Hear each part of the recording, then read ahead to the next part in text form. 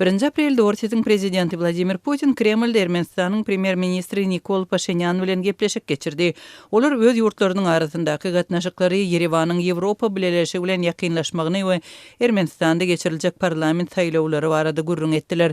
Gepleşiklerin metbuaty gönöktürlen bölегinde Ermenistan'ın hökümet baştutannyň Putin'in birnäçe mesele boýunça aýdan nägilelikli pikirine ýeti jogap bermegi köpçüligiň ünsüni çekdi. Türkmenistanlylaryň arasynda hem seslenme döretdi. Nikol Pashinyan'ın Vladimir Putin bilen gepleşiklerinde resmi video yazdığı makalında Putin Pashinyan'a dünyada energiya bahalarynyň ýokarlanýanlygyny we Ermenistan'ın olary Orset'den ýeňillikli bahadan alýanlygyny ýatlatdy. Şeýlede Putin Pashinyan'a Ermenistan'ın Ýewropa bileşigi bilen ýakynlaşmagynyň netijeleri barada duýdurdy we Moskwanyň Orset'e taraptar syýasy güýçleriň Ermenistandaky saýlawlara gatnaşmagyny isleýänligini belledi. Pashinyan bu sözlere jogap berip Putin'a Yerewanyň kollektiwligiň howpsuzlyk şertnamasy guramasy babatyndaky nägileliklerini ýatlatdy we Orset'in prezidentina Ermenistanda demokratiýa we erkin internet barada gurrun berdi. İçerki syýasy proseslerimize gelende bilýäňizmi, Ermenistan demokratik ýurt, bizde syýasy prosesler hemişe bolýar we bu biz üçin adaty bir zady öwrüldi diýip Pashinyan bu biz üçin prinsip meselesidir diýdi. Нас социальные сети, например, на 100% свободны. Misal üçin bizim sosial mediýamyz ýüz göterim erkin. Hiç ýeli çäklendirme ýok. Umuman açyk aýdylanyny bizde syýasy proseslere gatnaşanlaryň arasynda aşy uzak bolmadyk ýerlerde ýagny tutsaglykda saklanýanlar ýok. Diýip Pashinyan parlament saýlawlarynyň golaýlap gelýänligini we Ermenistanyň konstitusiýasyna laýyklykda Orset'in pasportyna eýe bolan adamlaryň parlamente ýa-da premier-ministrlige dalaşkar bolup bilmejegini belledi. Men siziň ünsüňizi diňe Ermenistan pasporty bolan raýatlaryň bu saýlawlara gatnaşyp biljekdigine çekmek isledim diýip Pashinyan Putin'e ýüzlendi. Pashinyan'ın Ermenistan'da internet erkinliligi barada aýdan sözleri Orset'de soňky ýyllarda sosial ulamlaryň birnäçesiniň petiklenmeginiň we ilatyň WhatsApp ýaly messengerleri ulanmak mümkinçiliginiň giňden çäklendirilmeginiň arasynda agdaldy. Kremldäki gepleşikleriň dowamında Putin'in kollektiwligiň howpsuzlyk şertnamasy guramasynyň hataryna girýän ýurtlaryň Daglyk Garabag konfliktine gatyşyp bilmänligini sebäp Ermenistanyň özüniň ony Äzerbeýjanyň bir bölegi hökmünde ikrar edýänligini aýtmagyna Pashinyan Yerewanyň kömege bil baglanlygyna garamazdan guramanyň mehanizmleriniň başa barmanlygyny aýtdy we Ermenistanyň tez wagtda kollektiwligiň howpsuzlyk şertnamasy guramasyndan çykjakdygyny aýdyňlaşdyrdy. Мы сейчас не участвуем в работах ОДКБ, потому что Ermenistan guramanyň işini ýöneköy bir sebäp bilen gatnaşmaýar. Biz henidem halkymyza KHG-nyň näme üçin guramanyň borçlaryna görä reaksiýa bildirmänligini düşündirip bilmeýäris. есть согласно договору об организации о коллективной безопасности. diýip Pashinyan belledi. Ermenistanyň guramadaky agzalygy häzirki wagtda doňduruldy. Habar beriş serişdelerinde we sosial mediada çap edilen maglumatlar barada Türkmenistanlylaryň arasynda giňden pikir alýşylýar. Azatlyk radiosu bilen söhbetdeş bolan Türkmenistanlylar Ermeni premier-ministriniň çykyşyny oňlaýanlygyny ma'lum etdiler. Nikol Pashinyan'ın Kreml hojoýunyna mert gaýtargyly we ýaňsylaýjy sözleri aýdyp, Putin'i oňaýsyz ýagdaýa goýan pursatlary giň goldawlara eýe boldy we Pashinyan'ın bu çykyşy postsovet liderleriniň arasynda seýrek gawat gelýän mertlik boldy. Diýip Aşgabatly ýaşaýjaýlar. Ýene bir söhbetdeşimiz harby ofitser Pashinyan'ın çykyşyny postsovet liderleriniň öwrülşük başlangyjy diýip adlandyrdy we bu Merkezi Aziýa döwletleriniň ýolbaşçylaryna uly sapak bolmaly diýip sözüne goşdy. Pashinyan'ın Putin'in pikirine garşylyk bildirmegi, Garabag meselesindäki açyk pozisiýasyny yglan edip, ilkinji Rus emeldarlary tarapyndan Garabagy Azerbeýjana diýişli diýip aýdan sözlerini ýatlatmagy Putin'in ýüzünde gara bulut döremegine sebäp boldy. Kollektiwligiň howpsuzlyk şertnamasy guramasynyň açyk netijesiz bolandygyny ýa-da Ermenistan üçin peýdasy bolmandygyny günümel Putin'e ýatlatmagy bu Pashinyan'ın liderliginden habar berýär. Diýip harby ofitser aýtdy. Aşgabatly muallim Ermenistanyň Ýewraziýa guramasy babatynda beýan eden pozisiýasynyň hem Putin'in pikirine garşy çykanlygyny belledi. we Paşinyan'ın munun bilen çäklenmän Ermenistandaky saýlawlar barada aýdanlaryny özüniň makullyýanlygyny aýtdy. Putin'i gowy söz bilen ýerini bildiýen manyda ýaňdytdy we Orsetdäki häzirki internet petiklemeleriň fonunda Ermenistandaky söz we internet erkinligi hakda aýdyp, real ýagdaýda Putin'i we Orset'i ýaňsylady. Dip Aşgabatly mugallim öz pikirini paýlaşdy. Orset'in prezidenti Vladimir Putin'in we Ermenistanyň premier ministri Nikol Paşinyan'ın Kremlde geçiren duşugynyň ertesi 2 aprelde Orset'in vitse-premieri Aleksey Overchuk TASS agentligine beren interwýusunda Orset bilen Ermenistanyň geçen ýyl özara söwdada Yerewanyň Ýewropa bileşigi bilen ýakynlaşmagy baradaky gürrüňler sebäpli 1,1 milliard dollar ýitirenligini öňe sürdi.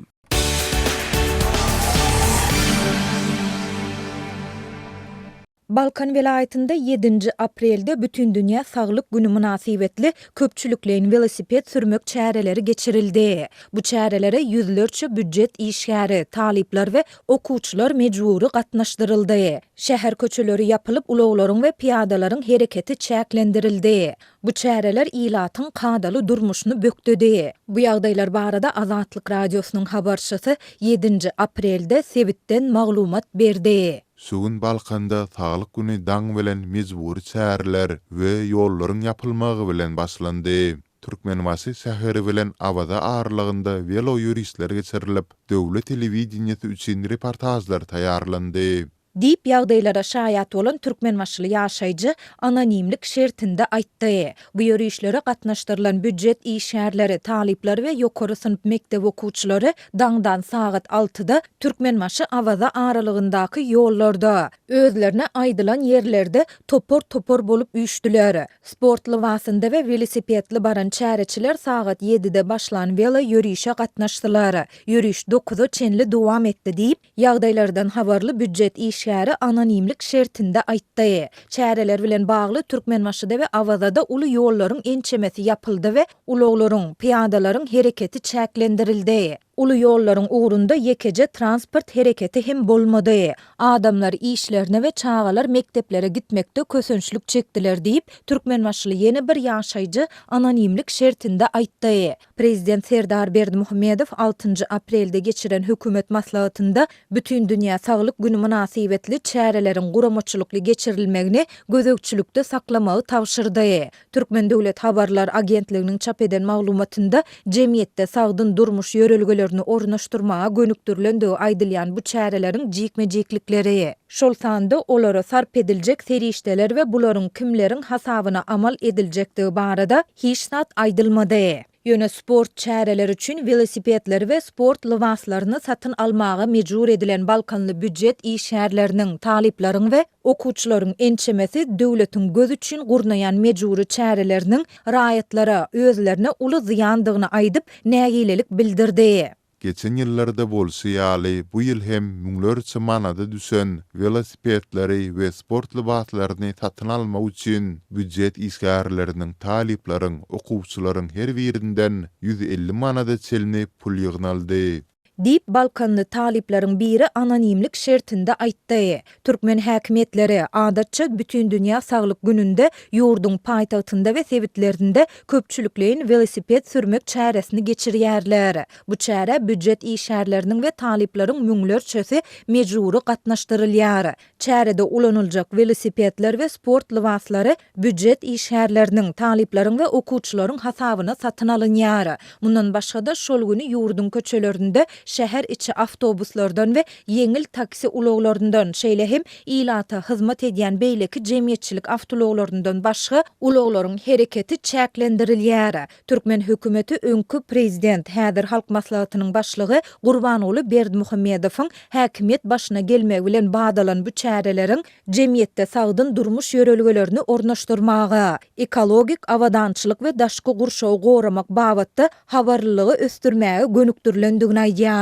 Şol bir wagtda Balkanlaryň ençemesi anonimlik şertinde habarçymyza beren maglumatynda bularyň durmuş reallygyna gabat gelmeýändigini belleýär. Sagdyn durmuş ýörelgesi raýatlaryň diňe guruply ýaşaýan çäklik atlygyny elýeterli bolup, galan adamlaryň sport bilen meşgullanmak üçin enzamlary, lywaslary satyn almagy, fitness zallarına gatnamagy ýagdaý ýok.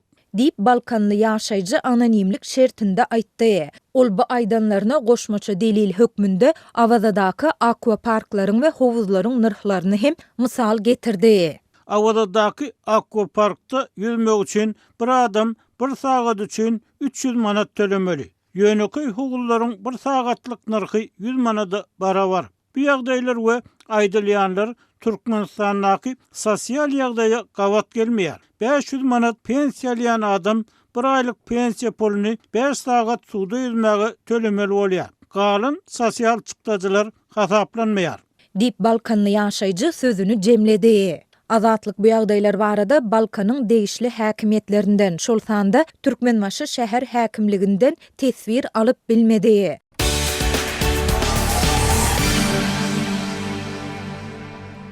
Amerikanyň prezidenti Donald Trump ursy bet etmek we Ormuz boğazyny açmak boýunça ılalysyga gelmese, Iranyň elektrik stansiýalaryny we köprülerini ýok etsekdigi baradaky haýbatyny ýene bir gezek gaýtalady.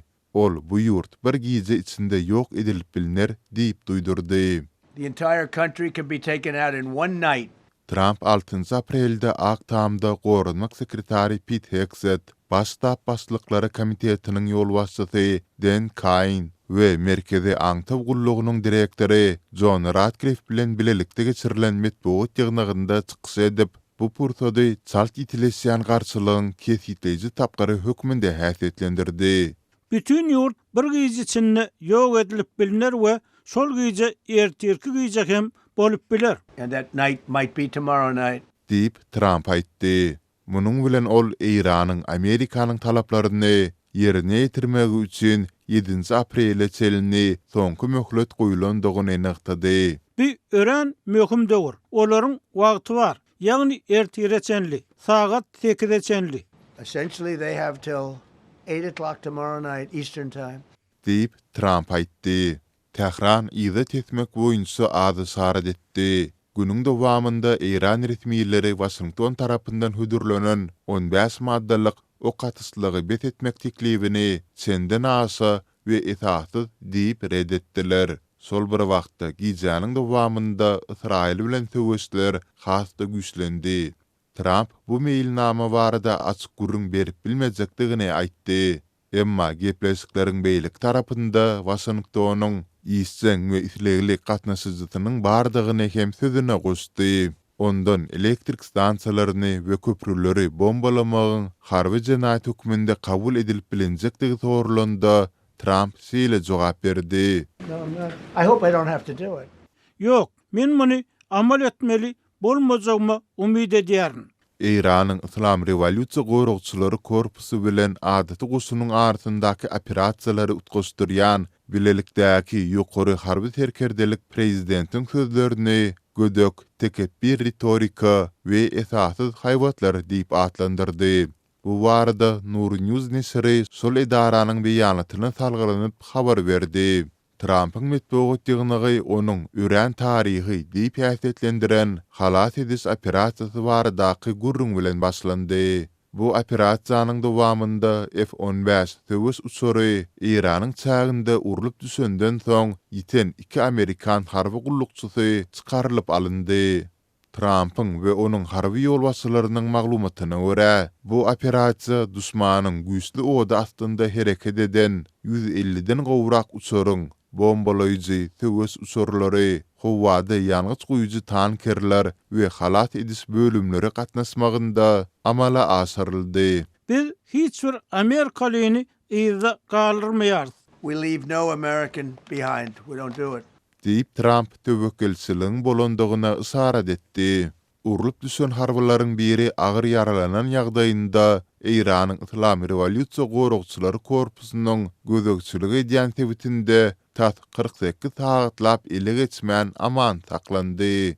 Trump pilotyň köp gan aktaryp gaýet tütünlerine dyrmasandagyny, sol bir wagtyň özünde öz yaralaryny öz başlyk seredip ýerleşen ýerini habar berendigini gurrun berdi. General Cain halat edis operasiýasyny goraýan Howa armadasy barada maglumat berdi. Radcliffe bolsa bu misyanyň pilotu gözläp ýören İran güýçlerini aldap almak üçin hile kampaniýasyna dayanandygyny aýtdy. Bu wagt bilen ýarysdy diýip Radcliffe aýtdy we operasiýada adam aňtawy bilen ösen gözegçilik tehnologiýalarynyň bilelikde ulanýandygyny belledi. Harby bilermenler bu operasiýanyň sylsyrmlylygy bilen tapawutlanýandygyny aýdarlar. Amerikanyň harby howa güýçleriniň pensiýadaky general-leytenanty David Deptula 5 aprelde Azat Ýewropa Azatlyk radiosy bilen söhbetleşlikde muny teýrek duş gelýän we üren dinamik töwes halat edis operasiýasy diýip ýaşatlendirdi.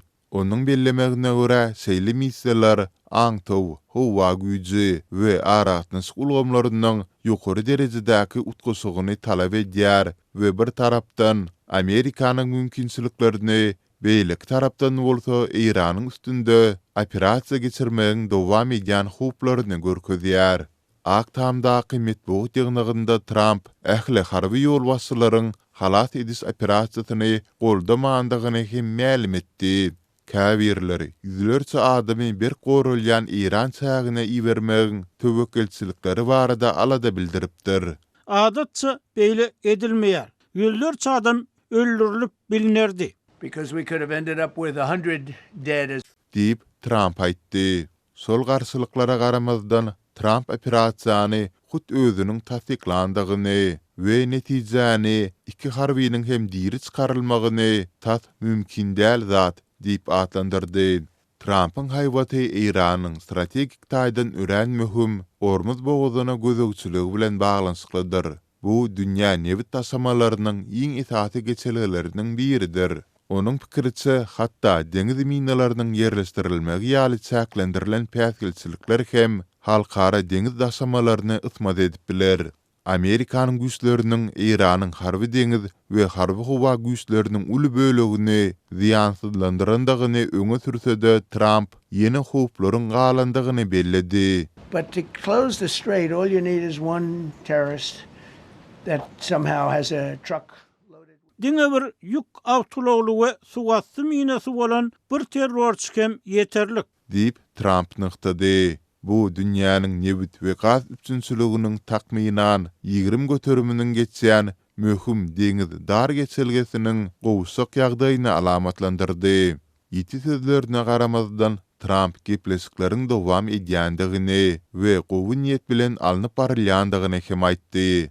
Şeýlelikde ol diplomatik çykylgy üçin mümkinçilikleriň bardygyna ysara etdi. Olar lalasy kazanmak isleýärler diýip ol aýtdy. Emma kosmaça maglumat bermekden saklandy. Solunyň ilk saatlarynda Trump çykyş edip ahyrynda Ursy Amerikan jemgyçiliginiň itlegini kanagatlandyrmak üçin tamamlamak isleýändigini aýtdy. Sol bir wagtda dowam edýän töwesiň Amerika İran newitine eletirlik getirip biljekdigine de ysara etdi. Olar bize bombalamagy dowam etdirmegi haýyş edýärler.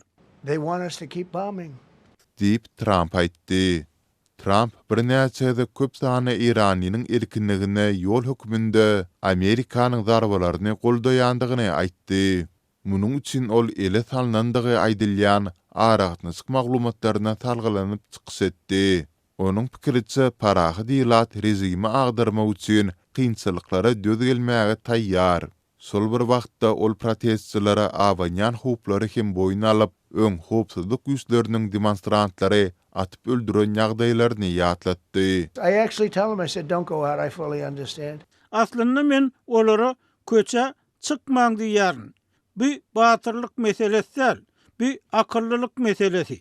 Diýip Trump belledi. Ol öz Tehrana garşy bir pozisiýasyny delillendirmek üçin cezalandyrşylary, repressiýalary, sol sanda protestçilaryň we başga pikirleriň öldürilmegini mysal getirdi.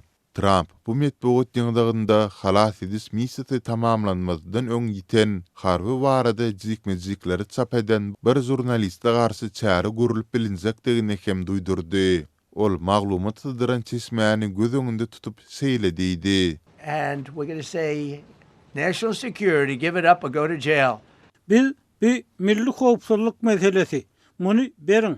Bolmasa türme gidersiňiz diýeriz. Onun pikirine göre sol maglumatların köpçülüğe çıkmagy İran güýçlerini hüsgärlik ýagdaýyna salyp operasiýany kynastyrıp bilerdi. Emma ol munyň haýsy habar teristlerine degislidigini aýtmady. Bu wakalar konfliktiň bütün sebit boýunça hasda ýitileşen döwrüne gabat gelýär. Israil 6 aprelde gije İranyň möhüm nisanalaryna sol sanda energiýa infrastrukturasyna zarba urandygyny aýtdy. İran bolsa täze hüjümleri bilen jogap berdi. Sol bir wagtyň özünde İran döwlet medeniýetynyň 6 aprelde habar bermegine görä Tehranyň golaýyndaky Amerikan we Israil howa zarbalarynda azyndan 19 adam ölüp 20 adam yaralandy.